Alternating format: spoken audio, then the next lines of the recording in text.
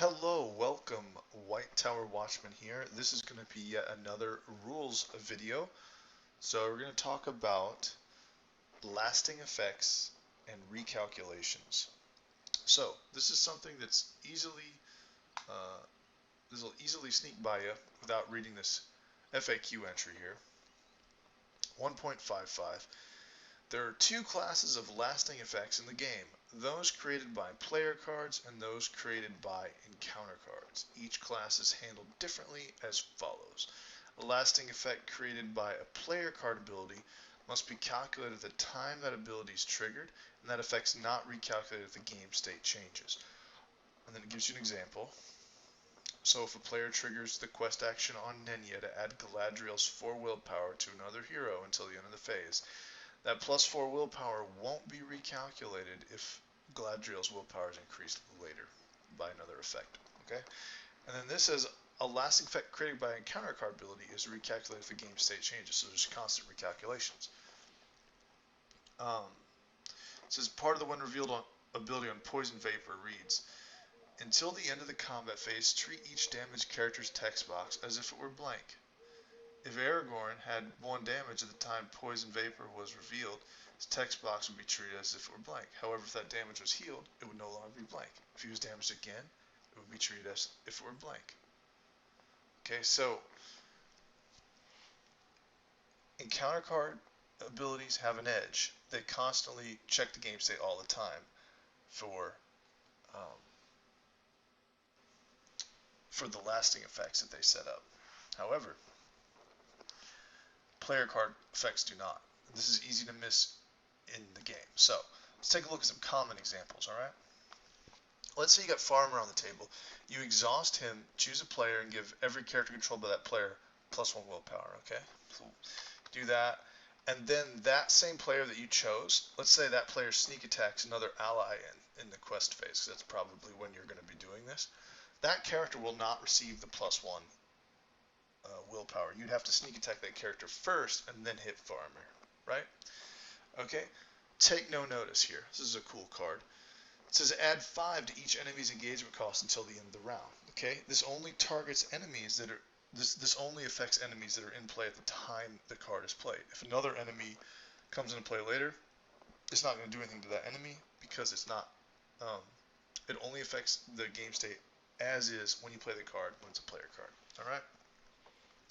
Now there are some rare occasions where that can actually um, the fact that they the player card effects don't recalculate can actually help you. Okay, let's say you have Steward Gondor or somebody that have the Gondor trait. Okay, let's say you play 4 Gondor and then they get +1 defense because all Gondor characters get +1 defense when you play this. Even if somehow this was knocked off by let's say that character defended and you got a shadow effect that says choose and discard 1 attachment from the defending character from the driven by shadow effect, or you got you're getting attacked by an enemy, their shadow effect is driven by shadow, you choose and discard 1 attachment, you discard this, they don't have the Gondor trait anymore, but they got the +1 defense when they had the Gondor trait. So the lasting effect was set up till the end of the phase, they lost the trait, doesn't matter, doesn't get recalculated, they got that until the end of the phase, okay? So they'll have the +1 defense. That's like a rare example where it can actually work in your favor, okay? That is a concept on lasting effects. It's not that big of a deal. This is little rare situations. The main one that I run into all the time is this guy right here. You add 5 to each enemy's engagement cost till the end of the round. More enemies come and play later from card effects or things like that. They don't get the +5 because it's not constantly recalculated. That's all that means. And this is for lasting effects that have a triggering timing point, right?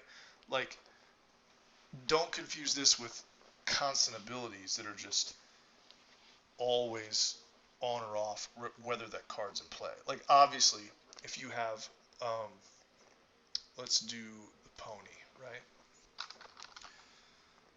Bill the pony, okay?